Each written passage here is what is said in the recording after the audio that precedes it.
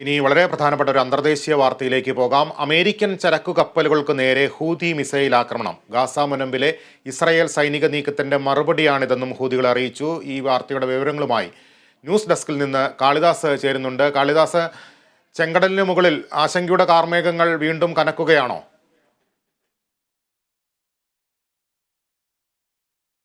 വളരെ നിർണായകമായ ഘട്ടത്തിലൂടെയാണ് ചെങ്കടലും അല്ലെങ്കിൽ ആ ചെങ്കടലിനോട് ചേർന്ന് കിടക്കുന്ന ഒരു സമുദ്ര തീരങ്ങളും കടന്നുപോയിക്കൊണ്ടിരിക്കുന്നത്. കാരണം ഇന്നലെയാണ് ഈ ഒരു ആക്രമണം, അമേരിക്കൻ ചരക്ക് കപ്പലിന് നേരെ ഒരു മിസൈൽ ആക്രമണം, ഹൂതികളുടെ മിസൈൽ ആക്രമണം ഉണ്ടായത്. ഏകദേശം ഒരു വൈകുന്നേരത്തോടെയാണ് ഈ ഒരു ആക്രമണം ഉണ്ടായത്, മിസൈൽ ആക്രമണം ഉണ്ടായത്. പക്ഷേ ഇതിൽ ചരക്ക് കപ്പലിന് കാര്യമായി പരിക്കുകളോ അല്ലെങ്കിൽ അതിലുള്ള ജീവനക്കാർക്ക് പരിക്കുകളോ കപ്പലിലെ സാമഗ്രികൾക്ക് നാശനഷ്ടമോ ഒന്നും സംഭവിച്ചിട്ടില്ല. എന്നാലും ഇത്തരത്തിലൊരു ആക്രമണം അമേരിക്കൻ കപ്പൽ നേരിട്ടിരിക്കുകയാണ്. മുൻപ് ഹൂതികൾ പറഞ്ഞിരുന്നു ഇപ്പോൾ ആക്രമണം അവർ നേരിട്ട് നടത്താൻ പോകുന്നത് ഇസ്രായേൽ കപ്പലുകളോടും അല്ലെങ്കിൽ ഇസ്രായേലുമായി ബന്ധപ്പെട്ട് ഇസ്രായേൽ തുറമുഖങ്ങളിലേക്ക് അടുക്കുന്ന കപ്പലുകളോടും ആയിരിക്കും എന്ന തരത്തിലായിരുന്നു ഹൂതികൾ മുൻപ് ഒരു നിലപാടെടുത്തിരുന്നത്.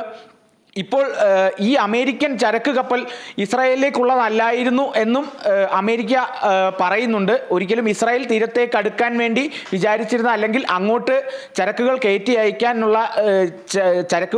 അയക്കാനായി അയച്ചിരുന്ന കപ്പലുകളല്ല. മാർഷൽ ദ്വീപിൻ്റെ പതാകകളുള്ള കപ്പലായിരുന്നു ഇത്. ഈ കപ്പലെന്ന് പറയുന്നത് ജിബ്രാൾട്ടർ എന്ന കപ്പലാണ് ഇപ്പോൾ ഈ ആക്രമണത്തിന് ഇരയായിരിക്കുന്നത്. കാര്യമായ നാശനഷ്ടങ്ങളൊന്നും ഇല്ലാത്തത് കൊണ്ട് തന്നെ വേറെ പരിക്കുകളൊന്നുമില്ല. കപ്പൽ സുരക്ഷിതമായി തന്നെ ഇപ്പോൾ യാത്ര തുടരുന്നുണ്ട്. പക്ഷേ ഹൂതികളുടെ നിലപാടിന് വലിയൊരു മാറ്റം വന്നിരിക്കുകയാണ്. ഇതിനെപ്പറ്റി ഹൂതികൾ കൃത്യമായി ഒരു നിലപാട് തന്നെ, കൃത്യമായൊരു നിർദ്ദേശം തന്നെ അല്ലെങ്കിൽ കൃത്യമായി അവരുടെ നിലപാട് തന്നെ അവിടെ കൊടുത്തിട്ടുണ്ട്. കാരണം ഈ ആക്രമണം എന്ന് പറയുന്നത് ഫലസ്തീൻ ജനതയ്ക്കും ഹമാസിനും വേണ്ടിയാണ്, അവർക്ക് പിന്തുണയായിട്ടാണ് ഈ ഒരു ആക്രമണം എന്ന തരത്തിൽ തന്നെ ഹൂതി വക്താക്കൾ വ്യക്തമാക്കുന്നുണ്ട്.